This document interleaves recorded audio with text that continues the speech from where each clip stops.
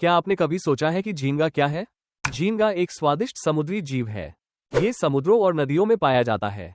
इनका आकार छोटा होता है, लेकिन ये न्यूट्रिएंट्स से भरपूर होते हैं। झींगा में प्रोटीन की मात्रा अधिक होती है। यह विटामिन B12 और विटामिन ड का अच्छा स्रोत है। झींगा में ओमेगा 3 फैटी एसिड भी पाया जाता है, जो हमारे दिल के लिए फायदेमंद होता है। झींगा का उपयोग विभिन्न खाना बनाने में होता है।